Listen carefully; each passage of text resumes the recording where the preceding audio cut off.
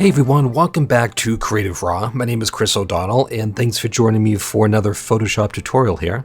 Now in this video, we are going to take a deep dive into how layers work in Photoshop. Now for landscape photographers using Photoshop, there are 4 main concepts to learn that all other techniques revolve around. If you want to do any kind of exposure blending or advanced sharpening, sky replacements and other composites, focus stacking, color grading, basically any technique that Lightroom cannot handle, or at least handle properly, you absolutely must know these 4 concepts, and those are layers, layer mask, luminosity mask, and smart objects. And once you understand how these 4 tools work, both individually and together, to create the photograph you want, it's going to open up a world of creative possibilities here in Photoshop. All of the other seemingly advanced workflows, they just fall right into place and become very simple to understand.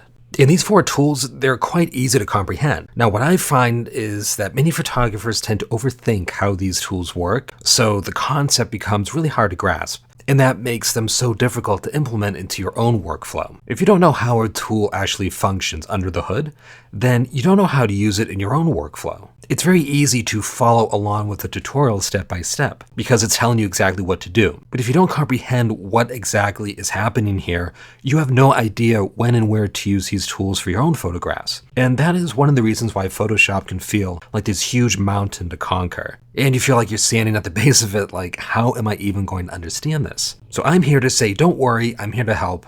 I'll be breaking down these 4 tools into very simple steps. And these exact tutorials that you're watching right now have helped literally thousands of photographers who have been through my courses over the years. These foundational lessons have really helped them to finally understand Photoshop and start to have fun with the program and see it as the incredible creative tool that it is. So a great analogy to think of with these 4 tools, layers, mask, luminosity mask, and smart objects, is to think of building a house. I really like to use house building as an analogy for Photoshop, since it's something that's easily relatable, and it's something that can be both creative and technical. So it's working both your right and left brain. So when it comes to these 4 Photoshop tools, you can think of them like the foundation for a house that you are building. The actual concrete foundation, the framing, the plumbing, and the electric. Those are some of the real core components to building a house. So when you want to, for example, if you want to do advanced exposure blending here in Photoshop, you would be using layers, masks, luminosity masks, and smart objects every single time to get that base image sorted, to get your starting point ready. And it's just like building a house. You need to have the foundation, the framing, the plumbing, and the electric, those basic components. But what you do with that house afterwards, that is where the creativity comes in, the craftsmanship. The siding of the house, the flooring, the trim work, the color of the walls, that is something you can customize to make it uniquely yours. And that same concept applies to digital photography. Most of the work goes into getting the base solid by using these 4 foundation tools. And fundamentally, these are not difficult concepts to grasp at all, just like building a house. When you look at the construction process step by step, it's not rocket science. It's just knowing what tools to use and when and where to use them. So what you're doing right now, learning the basics, this is probably going to be the most difficult part for you because anything else we do later is going to be based off of these 4 tools. So you're really doing the grunt work right now. But once you master these 4 techniques, then everything else just falls into place, and it's just a matter of knowing the recipe or the blueprint to follow to create the image you want. In other words, it's knowing which tools to use and what degree to use them in. Okay, so let's jump into our first tool, and that is layers. Now, layers are the most powerful aspect to Photoshop. And once you understand how layers work fundamentally and how Photoshop interprets layers, you begin to make this mental shift where you begin to think like layers and visualize the process. And every tool or technique in Photoshop that seemed confusing or overwhelming, it just falls right into place. So that is why I'm creating a very in-depth tutorial here so that you really understand how layers work. Now, in the simplest form, layers allow you to separate each and every adjustment that you perform to your photograph, or rather each and every change that you make to your photograph, This will not only protect your photo from any permanent changes, but it also allows you to alter those adjustments independent from the image itself. So you never have to worry about taking your image past a point of no return, or rather working yourself into a corner that you can't get out of. Not only that, but layers allow you to get very precise with your adjustments, to a much finer degree than what you can achieve over in Lightroom or any other program really. And that right there is going to give you a lot of control over your image processing. And it opens up a world of possibilities that other programs just can't handle, at least not to such a high degree of accuracy and ease. Techniques like exposure blending or focal blending, focus stacking, composites, they all depend on understanding how layers work. And all this means is that your adjustments, they're going to have fewer surprises and fewer unwanted side effects, so you can more easily and accurately make changes to your photograph. Now the control station for your layers is going to be your layers palette right here. This is where all your layers will be housed, and it's where you make changes to your layers. Now right now I only have one layer right here, which as you can tell by the thumbnail contains the photograph you see on your screen. But we'll be adding additional layers to this photo soon. Now we are going to be working with this photo throughout the tutorial, so I encourage you to download the practice file, and I'll post a link for that right underneath this video. Now the most effective way to comprehend layers, or anything to do with Lightroom and Photoshop, is to get hands-on and practice the workflows yourself. Not only does this help with comprehension, but it's easier for you to retain the information that's being taught here.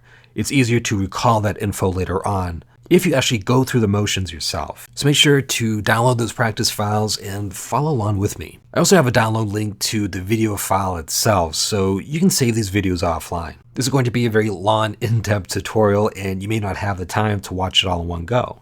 Okay, so going back to the layers panel, if you do not see this, make sure to press F7 on your keyboard or go up to Window, and make sure that a check mark is next to the word layers here. Now, whenever you open up a photo in Photoshop, either directly from Lightroom or otherwise, the photo is going to be on its own layer right here. Now, the term layers can be taken quite literal. It simply means that you're able to layer or stack your edits on top or underneath your photo layer here. So your first layer is going to be your base layer. That is where your photograph is going to be. And you can think of this like stacking pieces of paper, one on top of the other. And how your image looks is going to depend on the opacity or the transparency of your layers and how they interact with each other. Now, there are many variables you can adjust to control the appearance of your layers, and that's how your photograph looks, but the main point to focus on here is that layers protect your photograph. Not only do they allow for very precise adjustments, but they let you reverse or otherwise change those adjustments retroactively. They're not going to be permanently bonded to the photo. So here's an analogy for layers that's worked very well for other photographers, and that is to think of each layer as a piece of glass that you can stack on top of one another. So as I mentioned, for this photo here, we only have one layer right now, our base layer with our photograph. So that's like putting the photograph onto a piece of glass, like you would with the decal. In each layer or piece of glass you add to your image, the dimensions of that piece of glass will be an exact match for your photograph. To take this analogy a step further, imagine that this photo is framed and you put a piece of glass over it. So although we've placed a new layer or piece of glass over the image, the photo's going to look the same since that piece of glass is 100% transparent and there's nothing actually on the glass itself. So let's add a new layer here. There are several different ways to add layers to your photograph, but the easiest way is to simply go to the bottom of your layers palette and hit the plus sign. And now you notice we have two layers in the layers palette. The original layer with the photo on it, and this new empty blank layer. And the photograph hasn't changed because we haven't put anything onto that layer yet. Just as if you put a completely blank piece of glass over your photo. So putting a piece of glass over your photograph, it doesn't really do much. So we need to add either some content to this layer, in other words, put something onto that piece of glass, or use this layer to make an adjustment to the colors and tones. So let's add some content to this layer so you can better understand what I mean. I'm going to take my brush tool. I'm going to select a different color. It's got a nice bright red.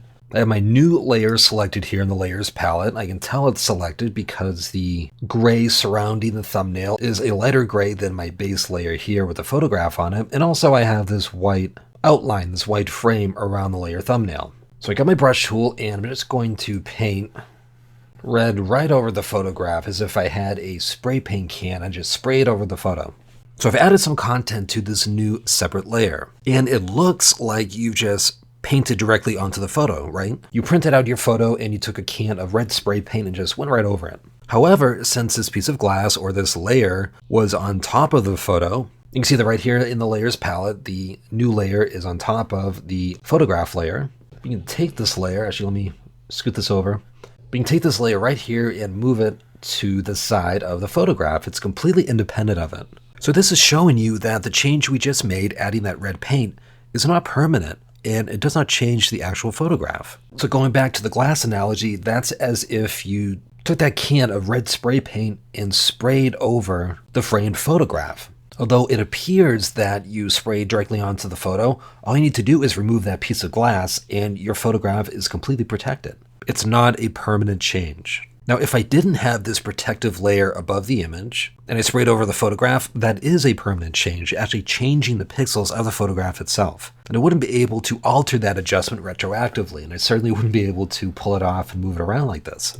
So as I showed you, you can move this layer around on your canvas. You can change the opacity of that layer so that it's somewhat transparent, or rather that it's partially see-through. You can hide the entire layer temporarily and bring it back whenever you want. You can change the size of your layer. I can bring this down and change the size. I can rotate it. But it's always completely independent of all the other layers in your photograph, or rather all the other pieces of glass. Now we'll get into manipulating your layers later and discuss these changes in more detail, when and where you'd want to adjust the transparency or the size. I just wanted to show you that you can always manipulate that layer without affecting any other layer, including your base photograph. Okay, so let's reset this layer here, put it back over the photograph.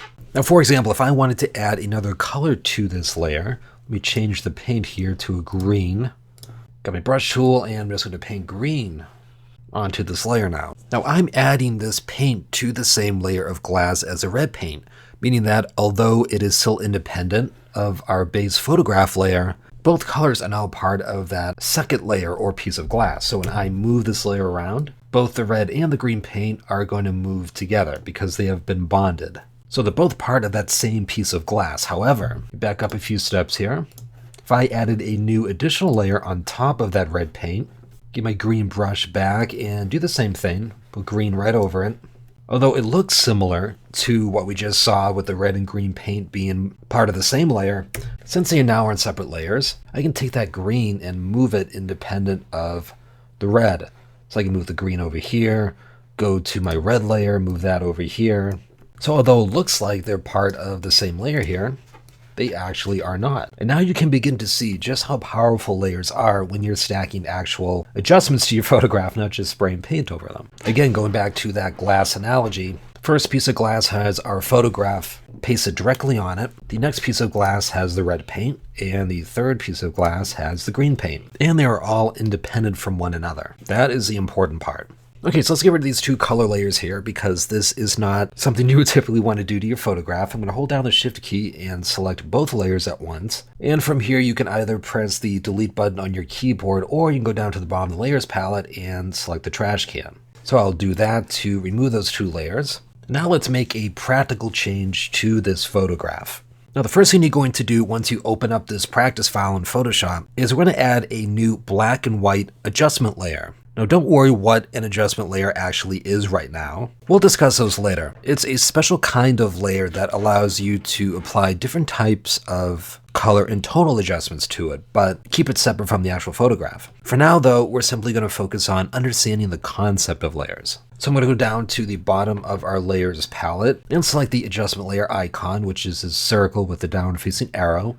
Go up and select black and white. And now you'll notice two things. One, our photograph has been transformed to black and white, and two, we have a new layer on top of that photograph. So this separate layer here, this is applying a black and white filter, which gives the appearance of a black and white image. And since the adjustment layer is on top of the photograph, we're seeing the cumulative effect. Let's hide this layer.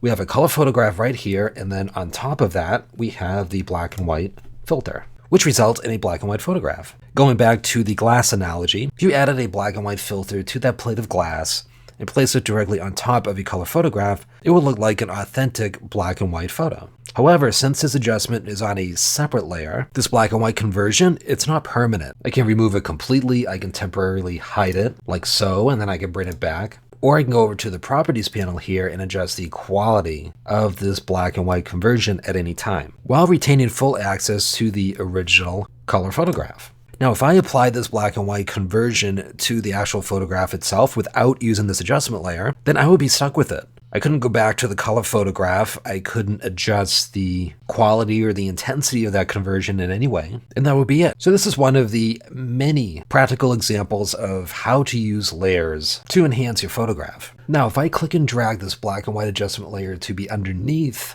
the photograph, it goes away.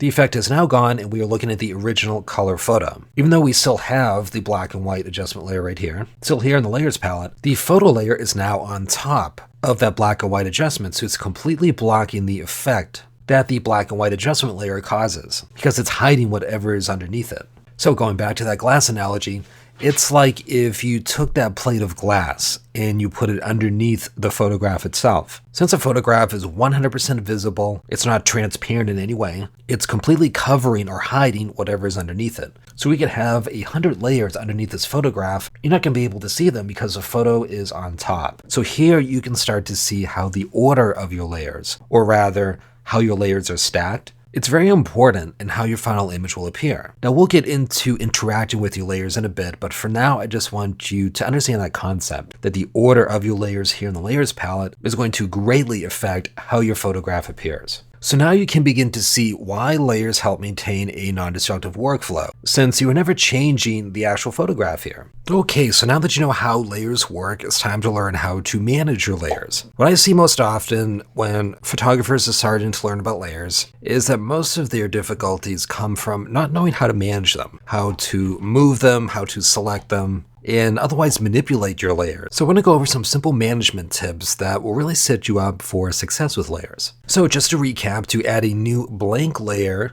to your photograph, you would press this plus icon down here at the bottom of your layers palette.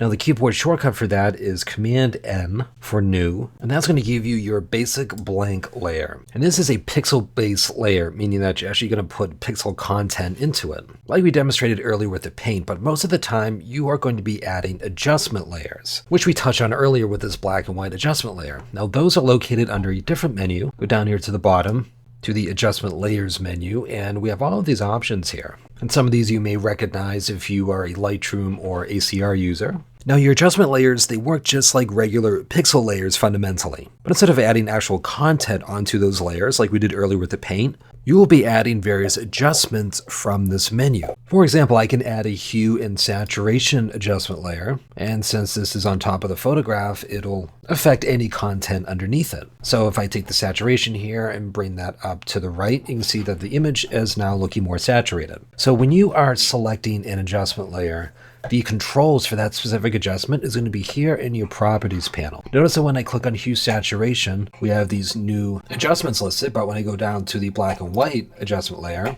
the property panel will change to reflect the tools for that specific adjustment layer. So the properties panel is going to change depending on which adjustment layer you click on. Now here's why adjustment layers are so important and powerful for Photoshop. If you were to add this same adjustment layer, this hue and saturation adjustment layer, if you were to add it directly onto the photograph, once you apply that adjustment, it's going to be permanently bonded to it. You cannot change it, you cannot remove it, and more importantly, you cannot see the actual adjustment anymore, the exact settings here that you used to make that adjustment, nor can you see the difference that adjustment made. If I was not using an adjustment layer here, I wouldn't be able to turn this off and on again to see the before and after. However, when you separate those changes onto their own adjustment layers, you can simply go back to that adjustment layer and say, you know what, I now think the saturation is a little bit too heavy, so I'm going to take that slider and back down a bit. So not only can you see the exact adjustment you made, how many points I brought that saturation up, I can come back and alter it at any time. And this could be at any point in time, not just within your current session in Photoshop, but I can come back months or years later and be able to amend this in any way. It's just really powerful, and we are barely scratching the surface here as to what adjustment layers allow you to do. Okay, so those are two type of layers that you will primarily be working with. Your regular pixel-based layers, your adjustment layers, and then we have a special kind of layer called smart objects, which we will go over in another video, but smart objects allow you to protect the original content of your image from any permanent changes and also allow you to access the original RAW file and be able to pull that data out of the file and back into the photograph here. There are a lot of special benefits of smart objects, which we will go over later, but I just wanted you to be aware that there is an additional type of layer that we'll be discussing. Okay, so now that you are aware that there are different types of layers we'll be working with, let's go over some basic layer functions. And the first thing I'm going to do here is rename my layers, which is a very good habit to get into. When you start adding multiple layers to your image, it's easy to lose track of what exactly those layers do, especially when you're working with multiple adjustment layers that do different things to your image. You'll find that renaming your layers will be especially helpful when you revisit your older photographs later on. So your future self is definitely going to thank you for spending a few extra moments here to rename your layers as simple and straightforward as possible. So to rename a layer, all you need to do is double click on the actual layer name. Now make sure your mouse is over the actual text. Don't double click on the layer mask or the layer thumbnail or even the background. Make sure you are over the actual text, double click, and just rename your layer and enter any text or number that you want. So this is a hue saturation adjustment layer, but since the only thing I did with that was increase saturation, as you can see in the properties panel, I'm just going to rename this saturation boost. And when you are finished entering the text, just simply press enter to confirm that change and you are good to go.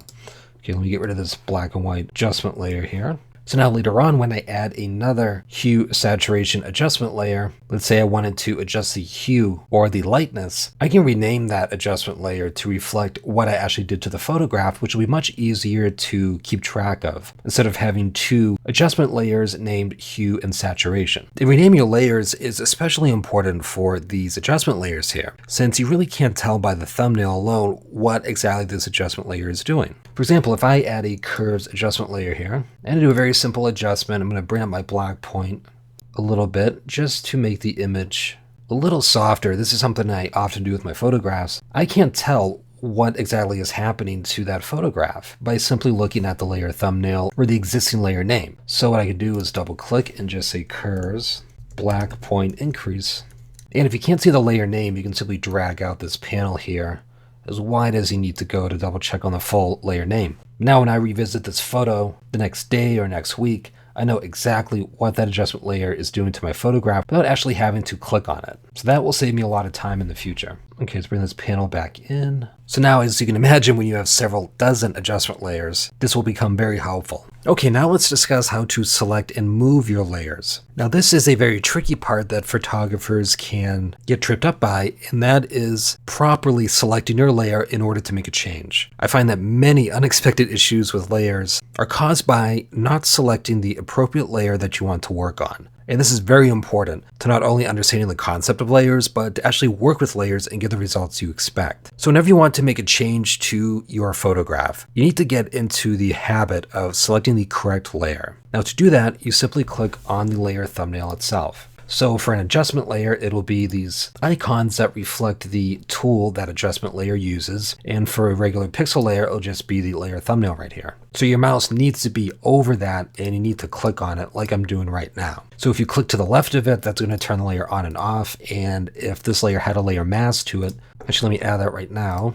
If I click on the layer mask, I'm going to be affecting the mask, not the layer itself. So there is a difference between clicking on the mask and the layer thumbnail. So that is very important to keep track of. Now you'll always know which layer is active because the white box will surround not only the active layer, but will determine whether or not you have the layer or the layer mask selected. So when I go over to the mask, see the white box is now around the mask. I click on the layer thumbnail, it's now back over the thumbnail. So there's a difference there as well. So that white box is going to be your best friend because it lets you know what is the active selection. And any change you make with your tools is going to affect that particular layer. Now it is possible to select multiple layers for adjustment, but we'll discuss that later. Right now, I only want to focus on adjusting a single layer in the layers palette. Okay, so let me delete a few of these adjustment layers so I can show you an example here. Get rid of this mask as well. Okay, so I have this layer selected, this empty layer on top of our photograph here. Let me go over to my foreground color. I'm going to set this to an orange. Nice orange like that. I'm going to go to my paint bucket tool, and I'm going to fill this blank layer with the color orange. Now, since that blank layer was selected properly and it was completely empty, the paint bucket filled the entire layer with the color orange. And since that layer is on top of our photograph, the image has now been completely covered. Going back to the glass plate analogy, it's like painting that piece of glass with orange. Now, let me back up a step here. Now, if I were to do the same exact thing, but I had my photograph layer selected by mistake, so I got that orange color with my paint bucket, I'm just going to click right here.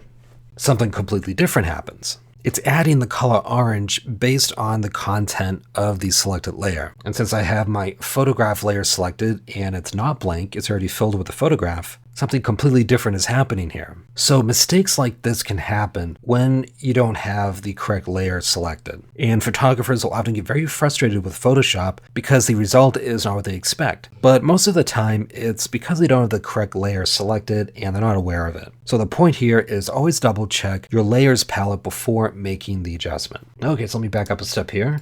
Okay, so now I'm back with a blank layer.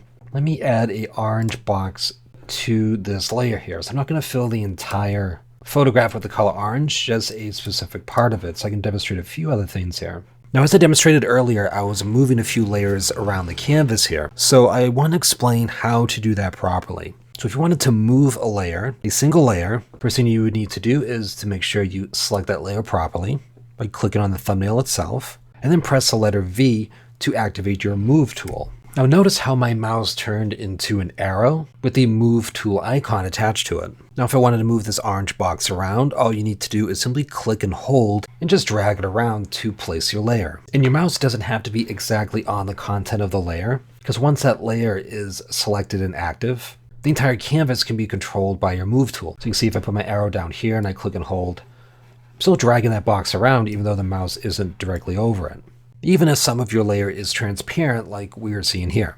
One thing I want to mention here is that when you drag your layer off the canvas, even partially like this, it's not going to remove or otherwise affect the layer itself. This is simply setting it aside, or if you only want part of the layer visible, but it will always still be fully accessible. So you can see I can click and drag and bring that full square back. I can completely move it off to the side of the canvas. So now it looks like it's disappeared, but if I click and hold the Move tool and bring it back towards the left, I can recover it. So if something moves off your canvas, it's not being removed or erased, it's just being pushed to the side. Okay, now if you wanted to select multiple layers and move them around at once, all you need to do is press and hold the Command key to select the layers individually, or if you wanted to select an entire row of layers, you hold down the Shift, just like you would with documents on your desktop. Once your layers are selected, they will have this lighter gray background to them. You can click and hold with your Move tool and move them around the canvas like so.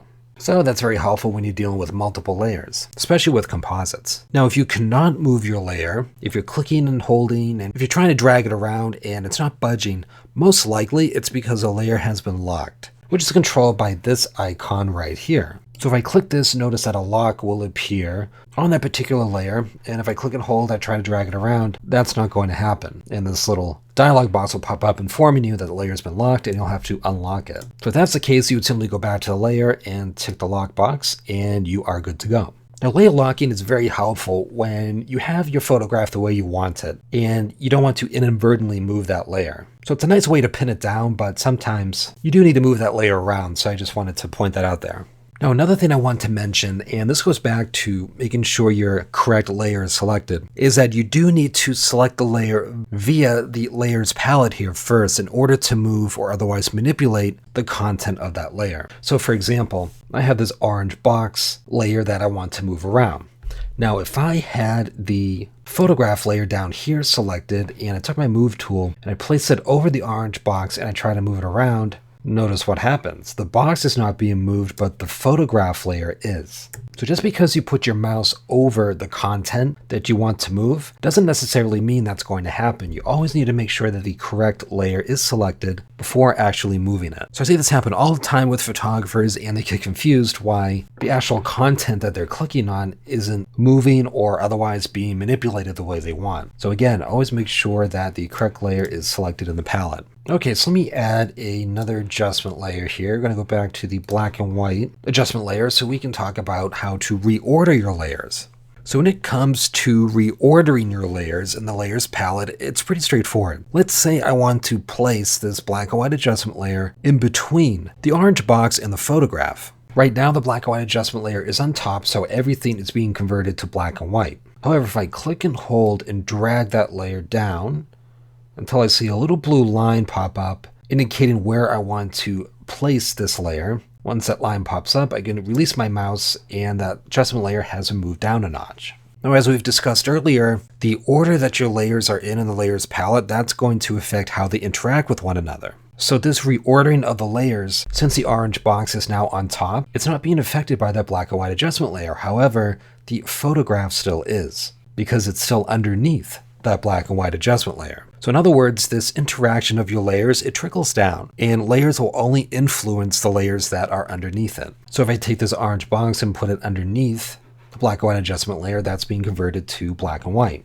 And if I take this photograph layer and put it on top of that orange box, the orange box goes away because the content of the photograph layer is completely blocking everything that's underneath it. So the point here is that the order of your layers in the layers palette is very important and can completely transform how your photograph looks. Now, one layer feature that you will be using a lot, especially when you start adding multiple layers to your image, is layer groups. Groups allow you to group or collect layers together so you can not only better organize your layers, but save time by manipulating multiple layers together at once. This is a very powerful feature, especially for landscape photography. So let's take a look at exactly what groups do.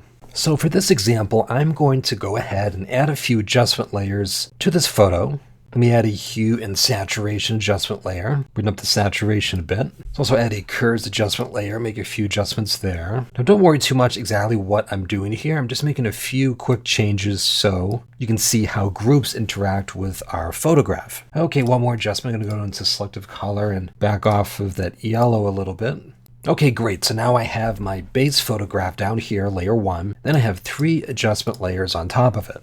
Now, this is not something I would typically do to my photograph, but I just want to add a few layers here to make a noticeable difference to serve as my example. What I can do is select all of the new adjustment layers. Since all of the layers I want to select, they're in this sequential column here, all I need to do is click on the top layer, then hold down my shift button and click on the bottom layer of my selection, and all the layers in between will be selected automatically. There are only 3 layers here, so it's not a big deal, but if I had a dozen layers, this would save me a lot of time. Now, to add these layers to a group, there are 2 ways you can do it.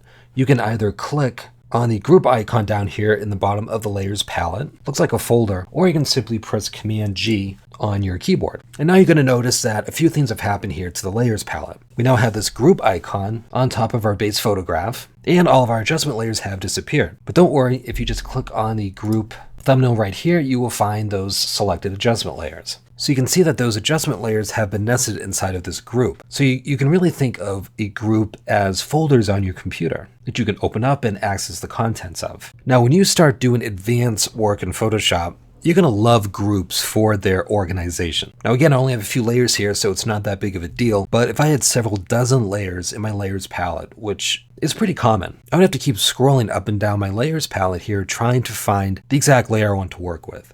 So it's much easier to simply collapse a group like this to hide those layers from my view so that I can get a better look at my other layers. One thing I recommend, just like with your layers, is you should always rename your group to reflect the contents of the group. Because as you'll see later on, we can have multiple groups within the same photograph. And it's much easier to simply look at the name of the group to determine what's in it without actually having to open it up. So I'm going to rename this color adjustments. And now I know that this group or folder contains adjustment layers that affect the color of my photograph. Now let's say I wanted to dodge and burn this photo. I can add a few solid color adjustment layers here. This is what I typically use for my dodging and burning. To invert those layer masks, change the blend modes, call this dodge and call this burn. So now I can place these 2 layers inside of their own group, call it dodge and burn. And look at that, I now have 2 group folders organized by topic, which makes my layers palette much more organized. So I can come back later, open this up, do my dodge and burning. When I'm finished, I can collapse this group to keep my layers palette neat and tidy. Now, groups go far beyond simply organizing your layers. They serve a very important function to your processing because groups have their own set of controls that will govern or control all of the layers inside of that group, and it will not affect layers outside of the group. For example, let's say that this color adjustment group here, it's a bit too strong, the collective result of these 3 adjustment layers. So a great way to reduce the strength of this adjustment would be to reduce the opacity or the transparency of these adjustment layers, which will lessen the strength of this effect. So instead of going to each adjustment layer individually and having to reduce the opacity here, what you can do instead is adjust the opacity of the group itself. So let me click on the group name here and then go up to the top of the layers palette and simply reduce the opacity of the entire group. And this is going to trickle down and affect all of the adjustment layers inside of this group. So not only is this easier than going to each adjustment layer individually, but it allows you to retain control over the individual layer opacity. So later on, if I need to further reduce just one of these adjustment layers, not all of them, I can come back and let's say click on the hue and saturation adjustment layer. Notice that my opacity is still at 100, so I can go ahead and further reduce the strength of this effect, independent of my curves and my selective color, while still controlling the collective opacity with the group here. And groups are also helpful if you want to see a collective before and after of these color adjustments. So if I go and make sure my group is selected, click once on the visibility icon of that group, the little eyeball here. I can toggle the visibility of all 3 adjustment layers here. Actually, let me bring the opacity back up to the 100 so you can see the difference here. This is before the adjustments, and here is the after. So this is a lot easier than having to go and turn off or hide all of these adjustment layers individually. Again, I only have 3 here, but if I had several dozen, this would be a much easier way to see the before and after of this collective effect. Now, another fantastic feature of groups is that it allows you to move, resize, or transform multiple layers as one cohesive unit. Now, that typically doesn't matter with adjustment layers because those will affect the entire canvas, as long as you don't have a layer mask on them. So moving, resizing, and transforming those layers will not make a difference. However, this is very useful for layers that are filled with actual pixel content, like this photograph layer here. So let me go ahead and add another pixel layer to this photograph from another Photoshop document. So I'm going to jump over to this document here, and as you can tell, I have a seagull that I want to place on its own layer over in our practice file. So the most reliable way to do this would be to simply right-click on the layer palette, not on the thumbnail or the name, but right here, this gray area to the right of it. I'm going to right-click, select duplicate layer, and here you can rename your layer before it gets pasted over. Select the destination Photoshop document, which will be this right here, hit OK, and that layer is going to pop right over to this photograph. Now, there are other ways to copy and paste a layer from one Photoshop document to another, but this is the most reliable way. Okay, so now I have 2 pixel-based layers here. I have my photograph and my seagull. Now this, again, is not something I would typically do to my photos, not at least without doing a better job of matching the color and tone, but it serves as a great example of how groups help with your pixel content. So since this seagull is on its own separate layer, I can move it around my document, I can maybe size it up a little bit, I can rotate it, things like that, all independent from the base photograph layer here. So let's go ahead and put both of these layers into their own group, and I'm just going to simply rename it Photograph. Close out this group and open up this one so we can keep track of where we are. So this group here is only going to contain layers that make up my actual photograph, that pixel content. Now I only have 2 layers here, but if I was exposure blending or focus stacking, I could easily have a dozen different pixel-based layers here that make up the actual content of the photograph. So it's very helpful to organize them into their own group. So now what I can do, since both of these layers are inside of their own group, I can go ahead and move this group as a whole. Notice that I have my group selected here in the layers palette, not the individual layers. And as I move this around, both the photo and the seagull are moving together as if they were fused together, as if they were fused into one single photograph. Now, of course, that didn't happen here, but Photoshop is treating it like they are pasted together. When you move the group, however, if I go and select the seagull layer individually, I can move that around independent of all the other layers on the photograph. And I can go ahead and, let me select the group again, I can go ahead and transform the group as a whole.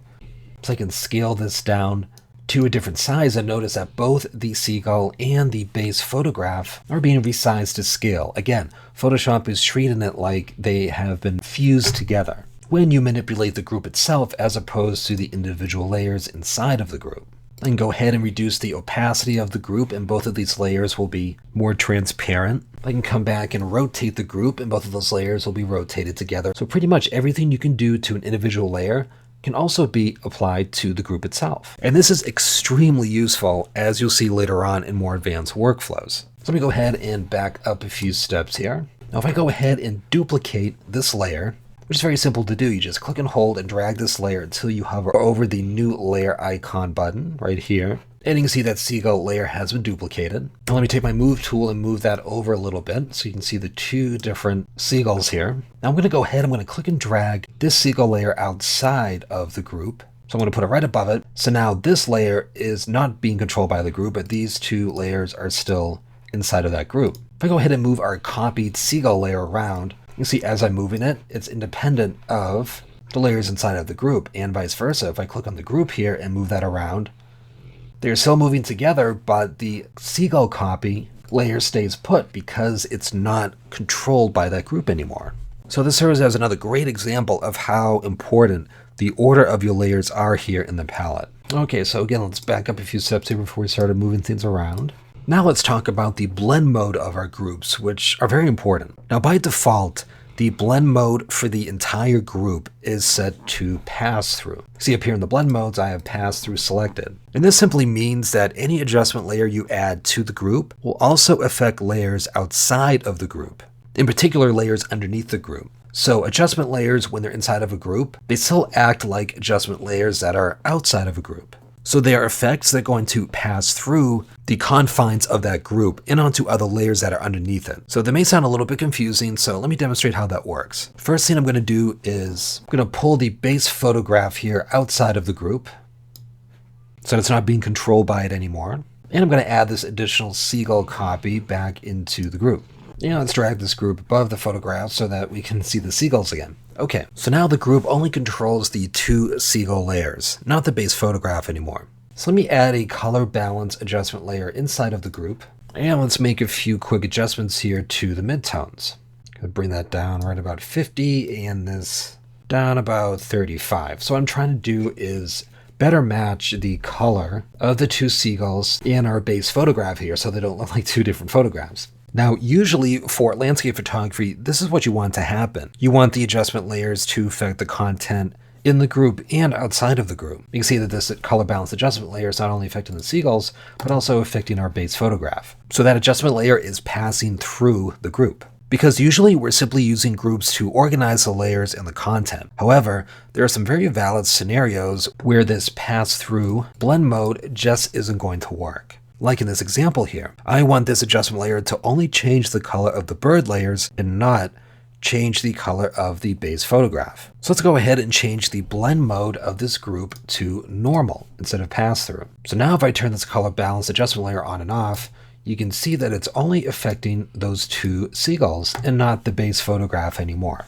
So in other words, this adjustment layer is not going to pass through the confines of this group anymore. It's going to only affect the content that has been placed inside of the group. You can see if I go ahead and take this base photograph, put it back into the group, and drag it down to the bottom of the group, we can now see that the color balance adjustment layer is affecting all the content in the group again. And if I drag it out of the group, it's only affecting the seagulls now. So there are other ways to achieve this result. Specifically, you can clip the adjustment layer to the bird layer if you want, if you're familiar with that process. But using groups set to normal blend mode, it's actually much easier to use and keep track of, since the only adjustment layers that are placed inside of this group are the ones that you want affecting whatever pixel layer you have in the group. So in other words, I can keep better track of my layers. So if this group was closed and I open it back up again, I can see, okay, this adjustment layer, I only want affecting these two seagulls here because they're all within the same group. If I weren't using groups here, then it would be a bit confusing to keep track of exactly which adjustment layers go with which pixel layer.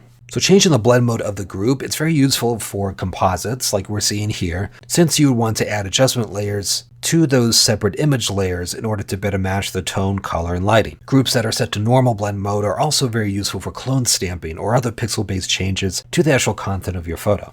Okay, so that's enough on blend modes. Let's go over a few more tips on organizing your groups. You can also nest your groups and create a hierarchy just like you would with folders on your computer. So right now I have the original name of our group here, so I'm going to rename this to Seagulls since it only has content that is affecting the seagulls. I'm going to close this out for a second here, then I'm going to go ahead and click on our photograph layer, place that into its own group, and call this photograph.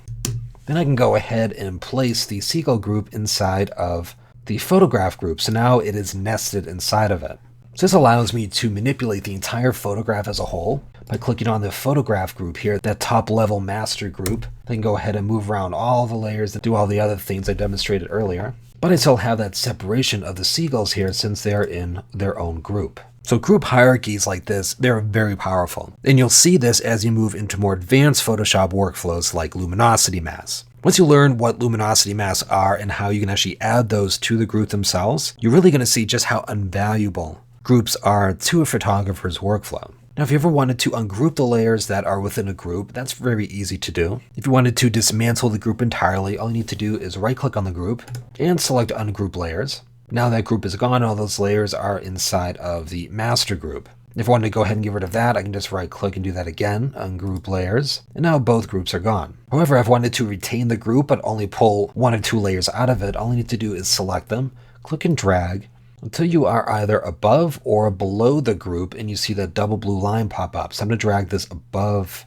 both groups, put this seagull layer right here. You can see that it's now been pulled outside of both the seagull group and the photograph group. And if you ever wanted to delete a group, all you need to do is right click on it and select delete group. But keep in mind though that when you delete a group, all of the content of that group is going to be deleted as well. So you're not just deleting the group or the folder, you're also going to remove everything inside of it. So just keep that in mind.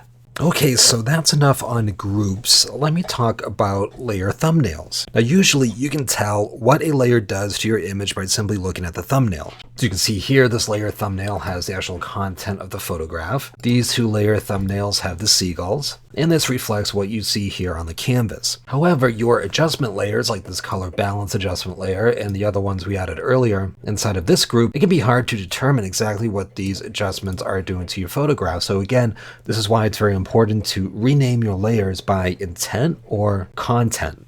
So if I remember the selective color adjustment layer, reduce the yellows, so I can go here and keep selective color, but then just add reduce yellows, just so that I know what's happening here. It may seem redundant now, but later on, when you revisit this photograph, it'll be a lot easier to jump to the exact layer you want. And one thing I want to show you about layer thumbnails is that you can increase the default size of your thumbnail if they don't look like what you see on my screen here. If I right click on any layer thumbnail, you can see we have different thumbnail sizes. Usually by default, Photoshop will have small thumbnails selected, which can be very hard to see the pixel content. So you want to right click, select large thumbnails, and you'll get a nice big view here. And again, this is why it's important to use groups, because these large thumbnails, they're going to fill up your layers palette fairly quickly.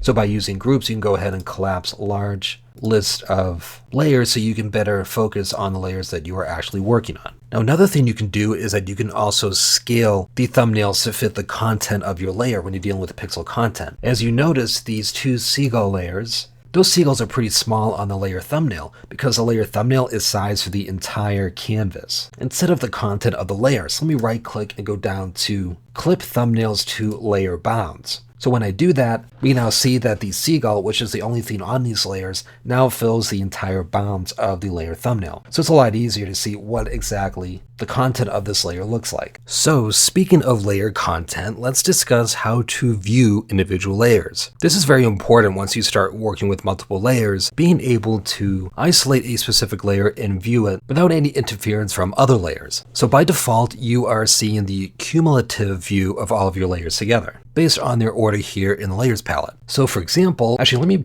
take this seagull and put it back into the seagull group here. So for example, these two seagulls are on top of the base photograph, so we can see what's underneath these seagulls, or rather what the seagull is covering. So if you wanted to see the content that's being hidden by another layer, you don't have to move it to the side. What you can do instead is simply turn that layer off, or make that layer invisible. That's controlled by the eyeball icon for that layer. So if I click on this, that layer is now temporarily invisible. The layer is still there, it's still here in the layers palette, it hasn't been affected in any way, you're just temporarily hiding it so you can see the content underneath. And this also works for adjustment layers. If I open up the color adjustment group up here, if I wanted to see what this photograph would look like without the hue and saturation or the curves adjustment, all I need to do is tick those eyeballs, and those are temporarily hidden. So it's a great way to not only retain the layer placement and the layer structure and see what your photograph will look like if that layer wasn't there. And once you're finished, you just simply tick the visibility icon back on to bring those layers back. So that is extremely handy, especially when you're trying to compare before and after of what your photograph looks like with and without a certain effect. And as I demonstrated earlier, you can also do that for entire groups. So if I wanted to hide all the content of this particular group, I just click the visibility icon for the group and then I can bring it back like so. So you're not deleting the layer, you're just making it invisible. And if you have multiple layers that you want to temporarily hide, all you need to do is click and hold and just drag your mouse over those layers to hide them. Then once you're finished, you can click and drag to bring those layers back. So you don't have to click each layer individually, you just click and hold and drag that mouse over it. Now, if you want to view the content of only one layer but hide everything else in the layers palette, there's a very simple way to do that without having to manually turn each layer invisible. For example, if I wanted to see my base original photograph without all of these adjustments on it, all I need to do is hold down the Alt key as I click the visibility of the layer I want to keep. You can see that all of the groups and layers up here have been temporarily hidden, and all the other layers inside of the active group have been hidden as well. So I'm looking at the original base photograph, that single layer. The only reason why there's still a visibility icon for the group is because this layer is inside of that photograph group. So it's telling you, okay, there is content within this group that is still visible. However, since all of these other layers are grayed out, those are temporarily invisible.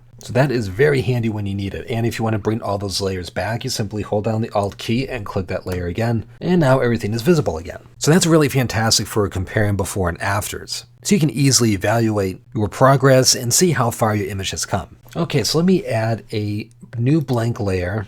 I'm going to Alt click on this layer so that I'm only looking at it. And let's discuss layer transparency and what exactly this checkerboard is you see in the background. So right now, everything else in this photograph is invisible, only looking at that new blank layer with this checkerboard background. This indicates that some or all of your layer here is transparent or see-through. Going back to the glass analogy, since this layer is empty, it's like looking at a completely clear and clean piece of glass. You'll be able to see right through to any layer underneath. And since all of the other layers are temporarily off, they're invisible, we're seeing straight to the bottom. Now, if you were to print this image as is, nothing would be printed and you'll be looking at a blank piece of paper. And if you were to export this file and save it as a JPG for web display, it would be white, since that is the default color for saving an image with a transparent background. Now let's start filling this layer with some content. I'm going to grab my brush tool, get a nice bright red here, and I'm just going to start painting onto this layer. Now you can see that the checkerboard in the background is starting to disappear. It's being replaced with that red content. And if we use a lower opacity brush here, let's go down to around 25% and I start painting over, you can still see some of the checkerboard in the background, and that's telling you that, okay, this layer is somewhat transparent. It's not completely transparent, but there is some level of transparency here because I can still identify that checkerboard in the background. So any content underneath this layer, whether it's the paper that it's printed on or content from another layer, it's going to be somewhat visible. We'll get more into layer visibility and transparency later, specifically why you'd want your layers to be somewhat transparent, but for now I just want you to know that this is what the checkerboard is for. It's to give you some visual confirmation that the photograph you're looking at right now, it's somewhat transparent. So you can see if we turn these groups back on again, to bring that content back, the checkerboard goes away because there is content underneath that blank layer we just added. So if I took the photograph group here and I made this somewhat transparent, like so, the checkerboard comes back to indicate that this photo is now somewhat transparent. So if you drill down all of these layers to the very bottom, they're still somewhat see-through, so that's why you're seeing that checkerboard again. So if I bring back these bottom layers a little bit in opacity, back up to 100%, the checkerboard goes away. Since the document as a whole is now fully visible, there's no transparency anywhere. So let me get rid of this example layer. And let's take a look at one of these seagulls. I'm going to alt-click on the seagull so we can just see the content of this layer. So you can see now that the seagull is surrounded by this checkerboard, indicating that the layer is transparent except for the seagull. But when we view all of the layers together with the base photograph underneath, the checkerboard goes away because that photograph is filling in the content surrounding the seagulls. So again, going back to that glass layer analogy, it's like pasting the seagull onto a piece of glass and then putting that piece of glass onto your photograph. So when you're viewing that photograph flat, top down, it looks like it's part of the same photo. Okay, so let me go ahead and add another new blank layer. I'm actually going to fill this with black this time, so I can show you one more thing. Now, what if you wanted to reduce the power or the strength of a layer? So you can see the layers underneath it at varying degrees of opacity. We've touched on opacity a few times in this tutorial, but I really want to make sure you understand how layer opacity works because it's very important to understanding Photoshop as a whole. So with the layer opacity slider here, you can tell Photoshop to only display this layer at a certain percentage, or in other words, to make it somewhat transparent so you can see the layers underneath. So I got my mouse, I'm hovering over the opacity slider. I can click and hold and drag this to the left to reduce the opacity of that black layer. So now we're at right about 50% opacity. So right now we're seeing the cumulative effect of our photograph with 50% black on it. So again, going back to that glass analogy, this is like taking a piece of glass and tinting it so that it's 50% black. So it's still somewhat transparent. So the point here is that the visibility of your layer, it doesn't have to be either or, either visible or invisible. You can control the opacity so that the layer is semi-transparent to a specific degree, which is going to be very useful later on in your workflow. Although it may not seem like it now, layer opacity unlocks so many creative techniques because if you remember, you're looking at your photograph from a top-down view. So the collective view of many layers together that are semi-transparent, when you view them together from the top down, it can be a very powerful creative tool. So let me get rid of this layer and let's see a real-world example of how layer transparency can help your photograph. So let me go ahead and add a curves adjustment layer. I'm just going to add some contrast to this photograph. Now looking at it at full strength, it's very powerful. Maybe later on you do some further adjustments to your photograph that increase the contrast even more. So what you can do is come back to this adjustment layer and instead of adjusting the actual settings here in your curves, all you need to do is go up to the opacity slider and bring that down a bit to reduce the strength of this adjustment layer, or rather the strength of this contrast boost. This happens all the time in Photoshop and it's really powerful to be able to control the opacity like that. It's much easier to control the strength of an adjustment through opacity, instead of trying to readjust the settings you made in the properties panel here in a balanced way. Because usually we spend a bit of time to fine-tune the balance of our settings, especially with delicate adjustments like curves, color balance, selective color, and other adjustment layers. So the ability to come back here and dial back on the adjustment with your opacity slider instead of having to replicate the balance of your adjustments is a huge time saver. And of course, layer opacity is completely non-destructive. You can come back and make this layer more or less transparent by controlling the opacity slider here at any time. You're not stuck with a certain opacity level. Now you can also make specific parts of your layer transparent while other parts are 100% visible. In other words, you can make local opacity changes to a specific layer and have different transparency values throughout a single layer by using something called layer mask. We'll get into mask later in another video, but I just wanted to mention that here before moving on. Okay, so let's get rid of this adjustment layer and let's discuss how to transform a layer, or rather how to manipulate the size, scale, and rotation. So transforming a layer, it allows you to stretch, shrink, or otherwise resize your layer without affecting other layers in your document.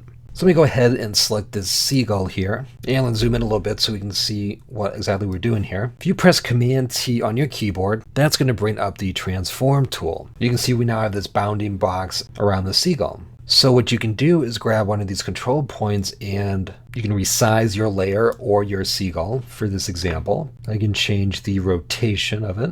I can also use this to move my layer around if I have to.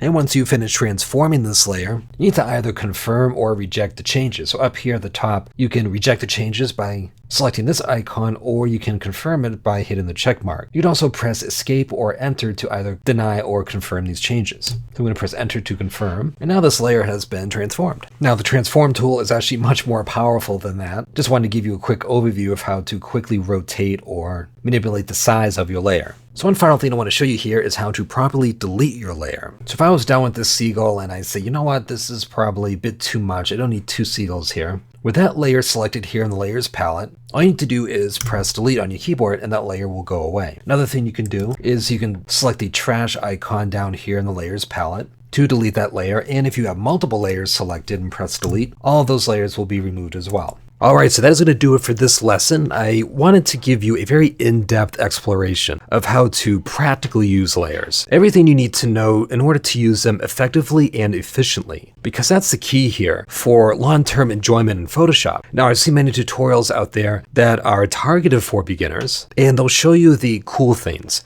that you can do with layers, the new and shiny and the flashy Photoshop tricks. And these are interesting and could be useful. But what usually happens if you're a beginner is that you'll follow along step by step and you'll be able to replicate the same result. So now you have a small win, right? You learned something new and you did something in Photoshop, so you have this sense of accomplishment. But that's usually an empty win, because when you try to do the same thing with your own images, usually you can't, because you don't know how these tools work fundamentally, how to move layers or how to add a new one, or how layer stacking influences your image. These are boring and sometimes tedious subjects to study. However, once you really understand how to use layers practically and know how they interact with your photograph, your Photoshop mastery, it's going to skyrocket. It's just like when you were learning the manual settings on your camera, where you knew how to take a photo, right? You point the camera and press a button. But once you learned how ISO, shutter speed, and aperture work together to create your photograph, in other words, how the camera worked fundamentally, your photographs, they became much more predictable